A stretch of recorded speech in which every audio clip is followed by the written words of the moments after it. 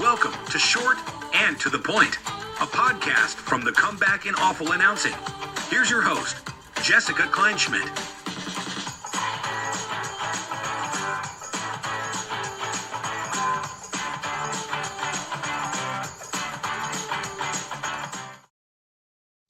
Hi, everyone. Jess Kleinschmidt here again with another episode of Short and to the Point. I have my hands up on here. I feel like I'm at a news desk. I love my desk. Anywho, we're still in the midst of football season, so I couldn't think of a better guest than NBC Sports and Peacock's own Lawrence Jackson Jr. He joins us today. We got a little off topic a little bit. Don't worry, we talked about the football. He didn't give a ton of fantasy advice, but that's okay. You can still follow him on all the social medias. He'll help you out. But we did talk about life and how his journey brought him from just creating content out of his literal car to now being on set with Matthew Berry, fantasy football royalty. So it was really cool to hear from him. He's an ATL guy, and I love hearing about people's journeys and how they got to behind the scenes, how they got in front of their iPhone camera to now on a big studio with football royalty. So that's always great to see. This was different. We did talk more about life as well. I thought that was imperative because I will say when it comes to creating content, just create the content and post it. I have been a little bit lax about that lately, and I'm very aware of that. I'm still recovering from the baseball season, but I'm going to change that up. I promise. It's December now, and I need to get my ish together, if you know what I mean. So anyways, without further ado, here is my chat with Lawrence. Well, Lawrence is here, and there's so much I wanted to talk to you. I've been watching a lot of your stuff. I love your energy. I wanted to talk about your journey first and foremost to get to where you are. You were just creating content, which is such a vital part of this industry. Just creating content, pumping it out, and now you're on Peacock, NBC, all of these things. Tell me a little bit about the journey to get to where you are today. Yeah, thanks for having me too. The journey was, to me, the journey's still going, but I get what you're saying. A few years back, I got a suggestion from a friend. Shout out to Bill Enright at Sports Illustrated, who lives out here in Jersey, near me. He's like, "Hey man, you should start talking about fantasy football on your Instagram page." Back at the time, I just had my regular social medias, you know what I'm saying? Like no sports talk, none of that, just regular stuff.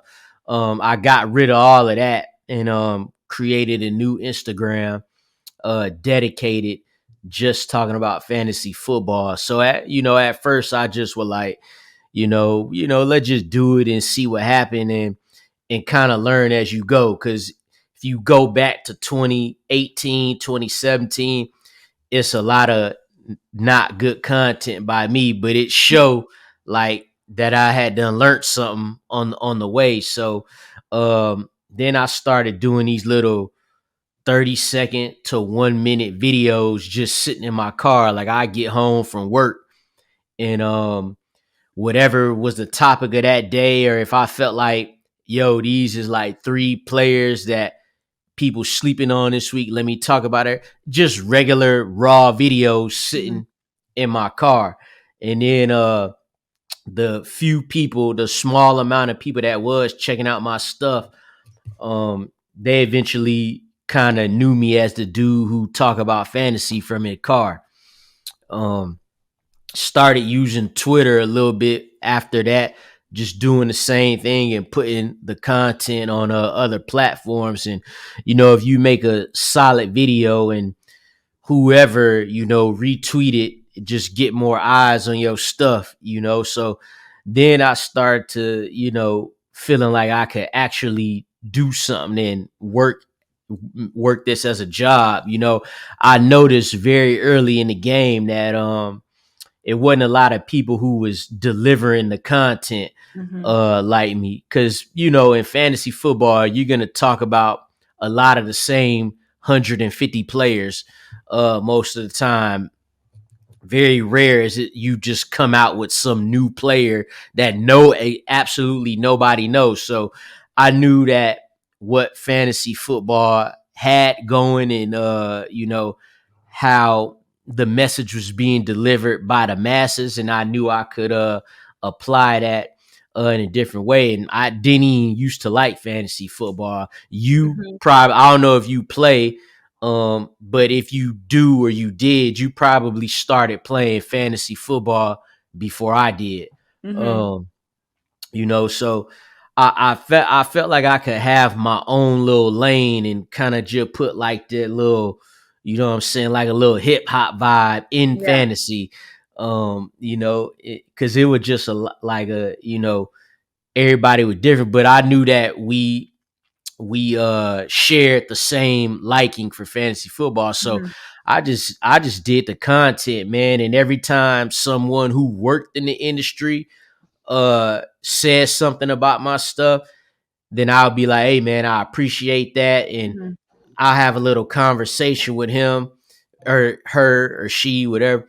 I have a conversation with them. And speaking of she, like Liz Loza, who at ESPN, Love her. Yeah. Yeah. She was one of the people who kind of caught on to my stuff early. And I'm talking about like 100 people following me, and she collabed with me. So it was like people like that kind of boost you up. And then I would, engage in conversation just to see like, how stuff work in this industry or what have you. So more of that stuff kept going on. And then I ended up working at NBC Sports as a freelancer at first. I did a whole season like that. And still then I'm still learning. A year later, I ended up becoming full-time. And then like 6 months later, that's when Matthew Berry came to NBC Sports. And when that happened, I knew there was going to be an opportunity to take it even further. And so, here we are. Yeah. And it's so interesting. I think being different in your space is so important because, like you said, I did play fantasy sports. I was very much into it. I beat my dad, I beat my brother, and I automatically assumed that means I was an expert, right? So we all go into that mentality saying, I know all the things because it was like literally an auto draft. I got very lucky. You want to pretend like you knew the things.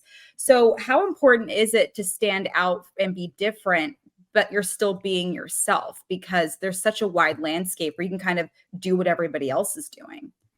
Yeah, and the whole being yourself thing, you really have to take that and, hone in on those words, because some people feel like when someone tells you be yourself, they automatically think that means be an exaggerated version of themselves. Like feeling like if they tell you to be yourself, that don't mean you gotta curse every single word. You be cursing sometime, but they think that means be loud and obnoxious and outlandish. Nah, just. I feel like you're speaking right to me right now, but I understand. Am I? Am I speaking to you? I cuss a lot to kind of exaggerate who I am sometimes. Yeah, that's how the game go. And if you do feel like that's to you, you're definitely not alone. That's what I see. But what people should do is just be like, hey, when you by yourself, be that person and talk about the whatever you have in your content. Talk about the sport or the subject, whatever you talking about at the time. Like for me, I wasn't finna be like, like if you seen Matthew Berry fantasy show, we're in a bar and we dress casually. I don't know if I would be the guy to be talking about fantasy football in a suit, right? When most of the people who play fantasy is talking shit about fantasy football in a bar. Yeah. You know what I'm saying?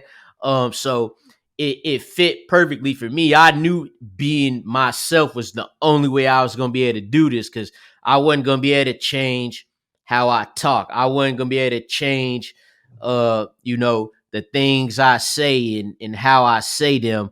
So people should just really hone in and really be yourself, like however you are with nobody around.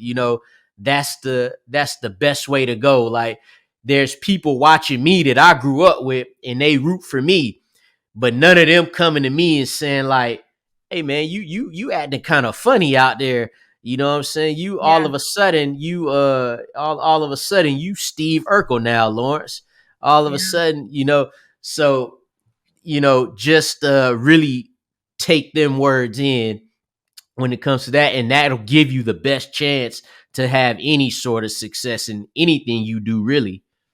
And you know what's interesting is it sounds like it's simple just to be yourself. Is it simple? Or, we live in a world where I'm adding filters to my Instagram. I'm acting like a more, my Instagram is a highlight reel. So Yes.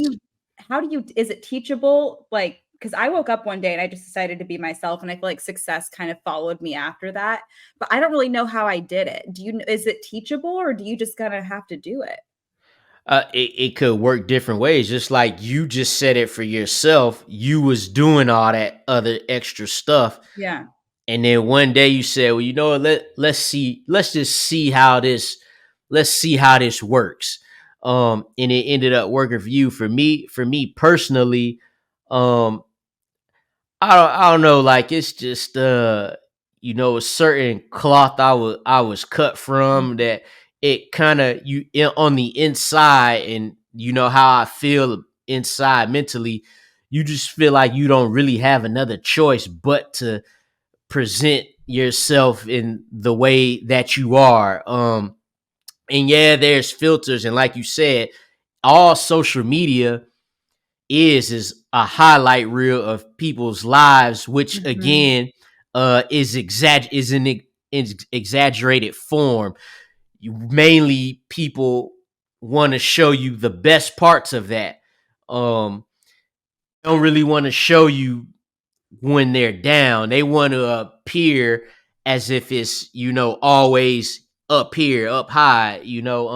But what the best thing to do about that is just show them nothing. Mhm. Don't show them the highs or the lows. Just show them, if you a content creator, show them whatever kind of content you're trying to create, and just like, it's the easiest way. Like, I thought that I would see these people and they'd be like, I like to be personal with you guys, because you could choose to do that or you could choose not to. Yeah. I've been able to, climb some rungs on the ladder without really having to do that. Just keep on putting out the content and being respectful to the peers. That I think that works. Like, you don't have to make everything seem like it's roses. You Mhm. don't have to you don't have to come to the social media, every time you got a problem. Hopefully you got people offline Yeah. that you could depend on, and that some people don't, though. So it's hard to, you can't really judge nothing. The best thing to do is just, if you just focus on yourself. Yeah. And you said so yourself, you're cut from a different cloth. And I think about your background and being from Atlanta. And I feel like everybody I've ever met who's from that area is ridiculously proud to be from the ATL. What is so special about being from that area? Yeah, well, it's definitely where it's a, like, Metro Atlanta's so big. It's so many different areas and environments and different backgrounds and stuff. I'm from Clayton County on the south side, to be exact. Mhm. But we just and it's a lot of talented people from Clayton County too.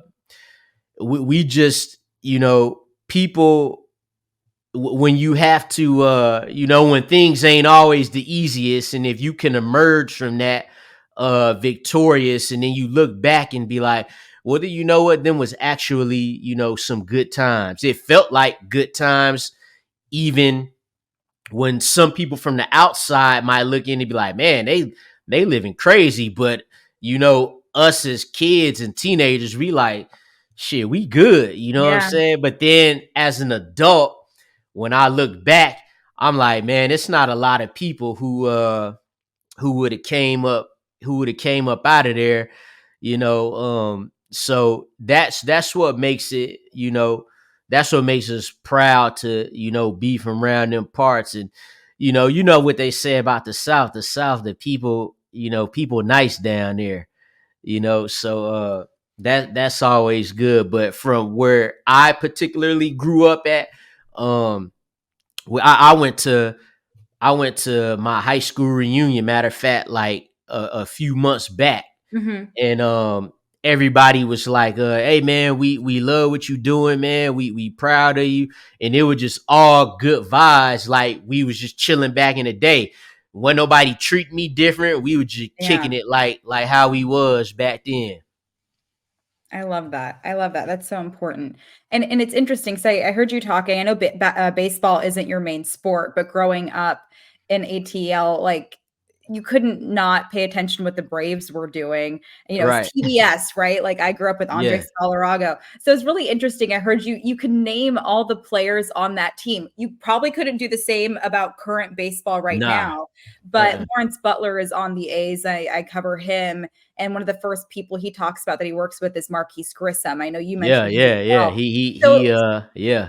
so He tell me a steal little them bit about bases that. Like, because you may not know a lot about baseball, but the right. 90s Braves, like everybody was a part of For that sure. team. Yeah, definitely. And from here on out, I will defer to you when I need that baseball info. Got you. Yeah, because around that time, the mid 90s, the Falcons, like always, they wasn't a very good team. So in the Atlanta Hawks, they was all right, but that was during the Jordan era when he Mhm. dominated. So the Hawks would always be out in the second round of the playoffs. Now them Braves, like you said, I never played baseball. I don't I I ain't watched a lot of games. Well, I actually watched more back then, definitely more than I do now. I Mhm. don't watch it at all now, but like you said, like them guys back then, like David Justice, and you mentioned Marquise Grissom, the pitching, what you call the group of pitchers, the pitching room was Yeah. loaded with Yeah. Tom Glavine, John Smokes, and them. It was a good time because it was like, man, this is the only way Atlanta getting the championship. And lo and behold, you fast forward to a couple of years ago when they won the World Series, it was kind of the same thing. Yeah. Falcons was bad, Hawks was getting out in the second round, and the Atlanta Braves won the World Series. I know this year they kind of choked it up. I know they came in as a high seed and was supposed to go further than what they Mhm. were. But when the Braves won a couple of years ago, I hopped on that bandwagon. Yeah. I got on there. I was like, hey, this is we gonna get that baseball, we gonna get that baseball chip. I gotta get it how I live, man. I love But that. then our guy Freeman, he dipped on us. But Well, you took our Matt Olson, so you got my A's guy. So you're yeah, good yeah, there. yeah. You got your The some good the Matty. the one dude off that World Series championship team, Jock Peterson, I don't know who he played for now, but I know he ended up getting in a tussle with another baseball Tommy player. Pham over Yeah, fantasy over football. fantasy football. And didn't Tommy Pham whooped them, didn't he? Like they got to fighting. There was a smack involved. Okay. But yeah, but it was interesting because yeah, so Jock most recently played on the Giants. I want to say he's a free agent now, so he's going to be Yeah. elsewhere probably next season. But it was over a fantasy football team. And you know what? That was the least surprising thing I ever heard. They get Yeah. so crazy over fantasy It'd football. be like, Every yeah. locker room has their And, league. and they definitely play, and they definitely got some real money on the line there. And I should be ashamed. I forgot to mention Fred McGriff from Yes. that 95 World Series team there too. But yeah, again, like you said, you couldn't not like they was the sports talk of Atlanta at that time. And plus back then David Justice was like married to Holly Berry too. So that made it was like Travis Kelsey with Swift right Yeah. now. That's what that was like back then. Yeah, I'm going to ask you about T Swift later on, but I I've heard some of your interviews. One thing that was really interesting, one thing you said you maybe don't love about fantasy football is all the stats and the analytics and adopting all of those. You know, you're a former football player yourself, so how do you bring in the new numbers and analyze fantasy football when you kind of want to be on this platform where you have a feel for the sport. How do you analyze with all those extra numbers? Well, I think it's good in this aspect that, it give out some more jobs to people. It create an opportunity for somebody, because like most of it, like if you find a straight up analytics dude, because I don't use all of the DVOA, EPA, Yeah. air yards, DOB, DNA, all them numbers. I don't use them, but a lot of guys who never played, they use that, and that makes them able to create some content out of that, and the consumer clearly finds it useful, right? Because one, it was able to create jobs for people, and two, they using it in the NFL now. Although I think a lot of coaches now, because most of them are like middle-aged dudes. Yeah. That crop of coaches is probably like, nah. But you get them younger head coaches, they like, yeah. So, I definitely ain't gonna hate on it. It's just not my thing, because it's like sometimes it could get to where you use a number, a number to tell you how good a player is when you can actually see it. You know what I'm saying? So I'm definitely not gonna knock the hustle, because like I said, it creates opportunities for people to do their thing, and I could still do mine and they do theirs, and that's how we do it. Did you ever feel like when these more advanced statistics were introduced to you that you had to introduce them into your content, or were you totally okay with saying, I respect it, but I'm not going to use them to the extent that everybody else is using them? Yeah, that's pretty much it. Yeah, I never was like, I don't too much. I'm not caring much about how much, like if a receiver was thrown a deep pass, and he don't catch it, them numbers ain't gonna matter to me. The air yards but it's cool though, because it lets you know that, hey, if he had a caught it, this is what he would have got. But I want the actual numbers for my fantasy team. So, but yeah, it's always kind of been like that. I never, because if you force it, then you might not. If I was to force that from my content to people, then it wouldn't. I don't think it'd be as genuine, and I don't think it would be my best self. On the flip side, there might be some analytical dudes that, well, actually, a lot of analytical dudes, they're all breaking down film nowadays, which is wild. But they might not come out as naturally if they're, you know what I'm saying, they're like, hey, this is what this player do. The analytical dudes, I don't care if you never played it down. You could talk about football never and get paid to do it having never played it down. Anybody could learn something and present their opinion. We're all allowed to give an opinion. I will say this: if I'm talking to, which I don't get into these much, I just be doing my thing, but sometimes the arrogance of an analytical person, I might be in the background in the cut, but it blows my mind. Like, hey man, you see what this player could do, but they'll be like, nah, but this metric tells me. Right. And I'm like, oh man. And then, the telling us how much a player weighs will affect how they play. Now, you obviously can't have a 220-pound NFL offensive lineman.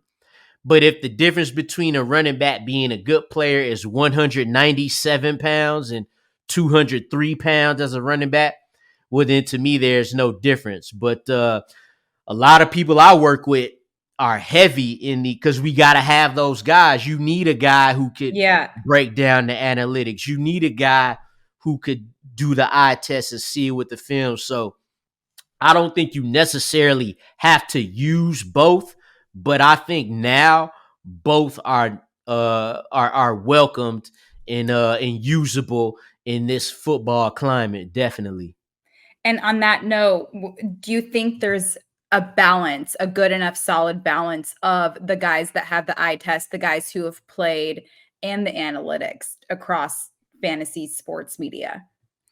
I definitely think that now, especially in the past 3 years or so, because just, myself, trying to come up in this industry, I've seen it from afar. I see um, there's analytical articles that people can't wait. They come out weekly and people can't wait to see them. And I think that's good. You know what I'm saying? So again, whoever's writing that article, they got that job and they're being able to, you know, talk about a sport that they love, just like I do. They just didn't play. I played and we love it the same, and that's cool. But I definitely think there's a solid little balance going on. And when it comes to networking, like you make it sound so easy. You say like, just go introduce yourself to people, just go talk to people. What's a networking tip that you can give people? Yeah, it's definitely not easy. Especially because again, we're all different. We all approach people different ways, and we all get approached different ways. So yeah, definitely not easy. I think what made it easier, I'll say, is that COVID time when we could do nothing but, calls like this or get on a Zoom, and, that kind of breaks the ice so that when you see the person at an event, it's easier to talk to them. But what I would say is, again, like when I would notice that somebody from the industry, if they like commented on my stuff, I would take that opportunity to just kind of then go out my way and say, hey, I appreciate that. And then ask one question. You ask that one question, they give you that one answer, and you see if that leads to more conversations. Sometimes it does, sometimes it doesn't.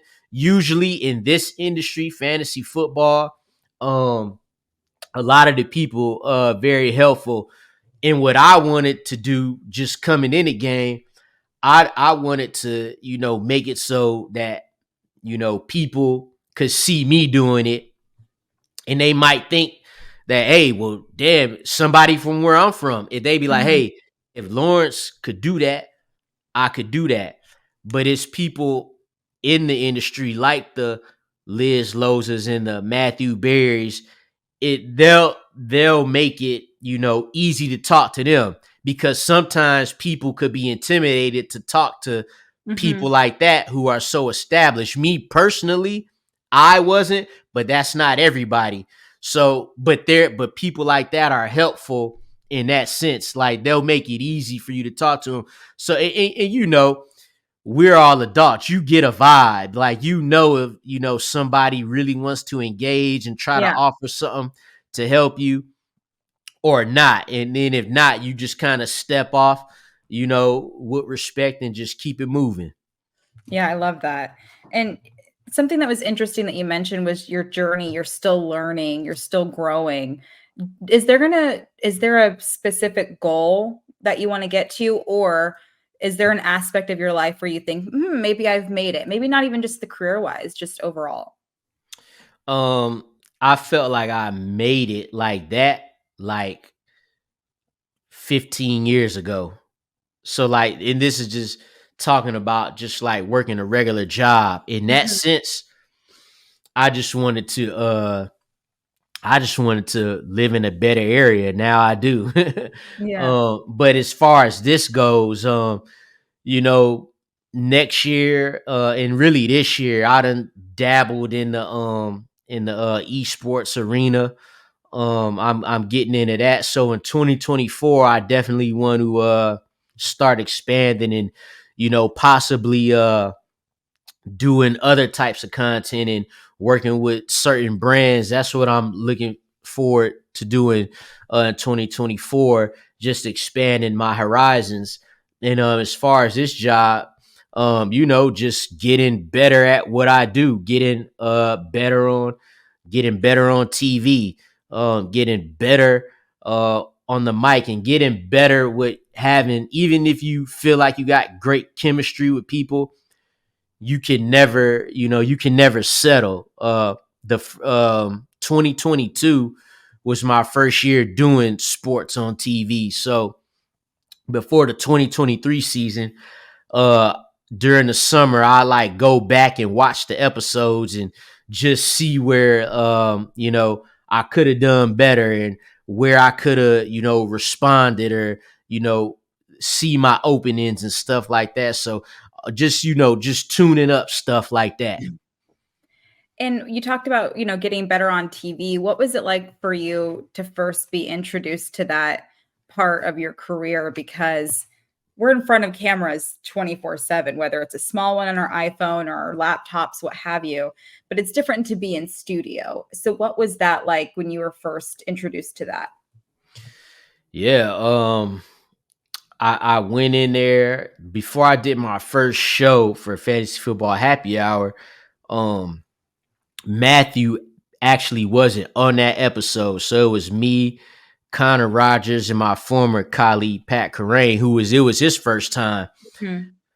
Prior to that, I had talked to the producer and she told me like an hour before, she was like, hey man, just pretty much do what you've been doing on your social media videos, because that's you. Yeah. And I was like, say no more. Love So that. So honestly, I looked around. I was like, well, you either gonna get a bunch of opportunities after this, or they'll never tell you to come back again. So Fair. so you better not mess this up. And so that first time, I just literally acted like the cameras weren't even there. Mm-hmm. And I just paid attention to the two dudes I was talking to. I would quickly look back at the camera that's facing us, because you want some eye contact with the viewers. But I just straight up acted like I was talking about football in the bar that we was at while giving out the statistics. I love that. I absolutely love that. Because I remember my first time on television, they said the same thing, and they were like, just act like you're yourself. I'm like, I can't be too much myself. It wouldn't be appropriate. But I did take a few steps back, and that's great advice. I'm glad that you mentioned that. You mentioned Matthew Berry, obviously a pivotal icon when it comes to fantasy sports. What's it like working and learning from him? It's fun. It's fun because he wild and I'm wild. And then we got the two, we got Connor and Jay, who they a little more mellow back. That's probably why I'm not on every single day, because it would just be looking like two wild animals every day with me and him. But he hit me up one time in 2021. He was still at ESPN at the time. And he sent me one of the social videos I had done as a freelancer. I had just started at NBC Sports as a freelancer. He sent me it in the DM. He probably couldn't retweet it because he was still at ESPN. Right. But he was like, hey, man, it's dope. Just keep doing your thing. And I wrote him back. Yeah. And that's what I'm saying. Like, when you get that from somebody who in it, that's like, all right, maybe, keep going. Mm-hmm. You just need that little boost. So again, I'll do that. I would like to do that for other people. Mm-hmm. But he sent me that. And then I think a month later or something, Peyton Manning had said his name on TV.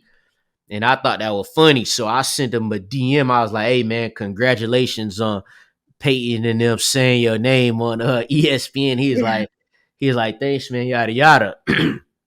And then like 5 minutes later, he was like, let's hop on the car, because he got the Fantasy Life company. He's like, let's hop on the car. Let's see how we could work together. We ended up talking, and I also ended up doing some Fantasy Life work as a freelancer too. So I was very fortunate. And now, mind you, I was still working my regular job. I used to drive the trucks. Mm-hmm. but I had a freelance gig from Fantasy Life, NBC Sports, Roto World, and it was cool. You make your content, and Matthew Berry always retweeted. You know what I'm saying? So Yeah. that was solid. But then came a point in time when NBC was like, "Hey, we want to give you the full-time job as a fantasy football analyst." So in doing that, I had to give up the fantasy life thing, Yeah. and I was like, "Hey, man, they just offered me this job right here." And before I got the words out, he's like, "You got to take that, and Oh. we'll have you back when we could pay you what they do." Mhm. So that was cool. I was like, yeah, I was gonna do it anyway. Yeah. This is like we're talking about getting me out of my regular 9 to 5. Mhm. So I was gonna do it anyway. But Yeah. so then that happens, and everything is good. I had met up with Matthew once the NFL draft 2022. So we just met and was hanging out just to, catch the vibe. And then he hit that tweet that was like, "This is my last week at ESPN." Now I had an inkling that this was gonna happen, but I didn't know for sure. And my relationship with him at the time wasn't solid enough to where I'd be like, "Hey man, what you gonna do?" Right. You know? But he put that out, and then like 10 minutes later, I got 3 text messages from people who do know something. They was like, "I think this dude gonna be at NBC." And so even when I got them messages, I ain't tell nobody, and I didn't even tell him I knew that. I was just like, all right. So you gotta know, if he go to NBC, they gonna have a TV show. Cause Yeah. Roto World, NBC Fantasy didn't have no TV show. Mhm. We got a podcast, which is the Right. Roto World football show. And I'm thinking like, well, I already know this dude, so woo de woo, he ends up coming there, but I didn't get on TV immediately. It took a while. And they almost didn't plan to have any of us on there. But I said, you know what? And this is I should have talked about controlling what you can control. That's what I Right. should have talked about earlier. I said, I'm going to use my resource. So I said, "Hey, Matthew, one day after you doing the show, let's make a social media video about Kyle Pitts." And he was like, "Yeah, cool." So I'm an hour from the studio. I drove the hour to make a 15-minute video with him that came out to be 1 minute. We made the video. It did really well. And that played a part in me getting on the show, because now Wow. I showed them that I could work with him and that there's some chemistry there. And Matthew, I think the reason he is where he is because he did different things in fantasy to get to this point. Like he used to use a puppet at ESPN. And now I'm probably the last dude you would have thought like on a fantasy show with Matthew Berry. But Matthew thinking outside the box already. He like, well, let me get this dude who giving us a whole different vibe, but still talking about fantasy football and betting. So, Yeah. now we here, and yeah, it's definitely fun. He be cracking on me, and I do the same to him. We could both take it from each Mhm. other, so that's good. When he first DM'd you, Matthew Berry sliding into your DMs, do you think you're being pranked at all? Do you think it's a fake account?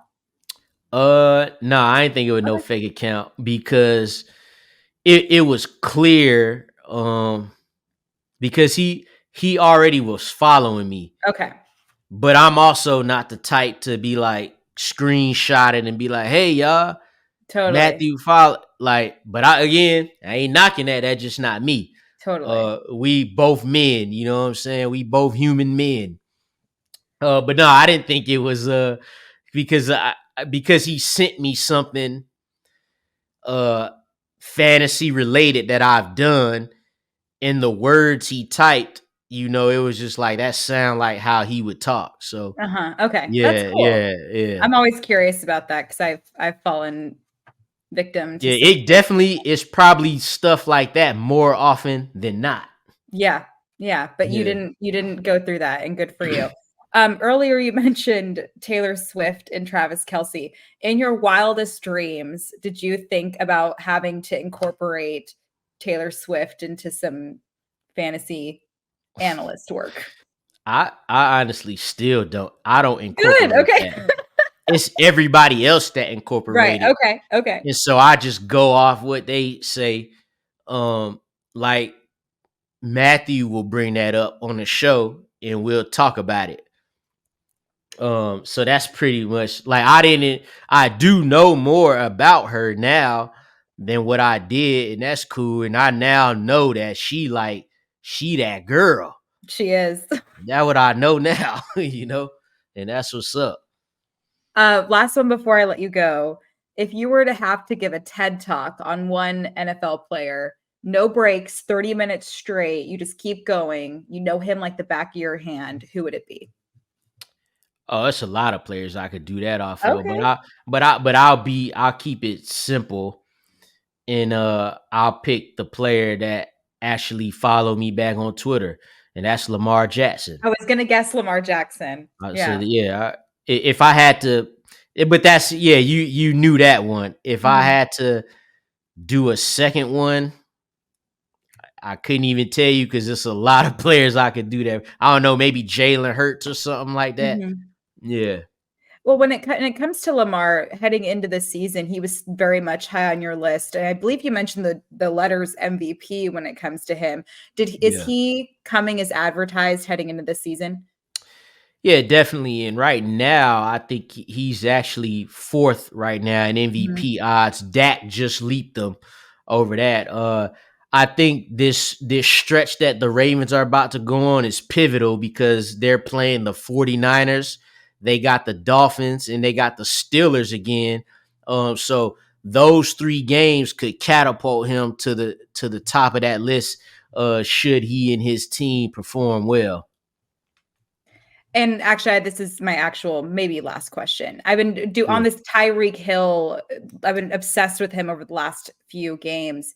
And he said that he believes his Dolphins team is better than the Kansas City Chiefs, who won a World Series, a Super Bowl with him. Do you think that that's a fair assessment with what he's doing with all those receiving yards? That's kind of tough because they actually won the Super Bowl. Right. It could. He plays for the Dolphins for one, so he got to say that. Yeah. I think they're more of a Super Bowl contender than what people want to believe because this season they haven't beat any teams with a winning record. They've lost every loss they had this year was to a team with a winning record, and they beat off. So I think people are like, they just kind of a flash in the pan. But I think once these playoffs start going, once it gets close to these playoffs, I think so I'll say that about them. I don't know if they're as good as that team. Only time will tell, but I do think they're contenders more than what people want to believe. For sure. Lawrence, thanks so much for your time. This was great. Thank you. Appreciate you having me. That was Lawrence Jackson Jr. of NBC Sports and Peacock. Yes, I fumbled the ball, y'all. It's not just a football pun, but it's my life pun. Sometimes you get the World Series and the Super Bowl mixed up. Nobody's perfect. That's the only thing I've ever done wrong in my life. That little blurb that I messed up right there. And that's okay. But thank you guys so much for tuning in. And thanks for Lawrence for stopping by. I had so much fun in this episode. And we will be back once again next week with the whole new episode here on Awful Announcing and The Comeback. Make sure you're following me on Twitter at KleinschmidtJD. Thank you to Philip for always putting up with my BS, and we'll see you next time. Want even more short and to the point? Follow Jessica at KleinschmidtJD and head over to thecomeback.com and awfulannouncing.com.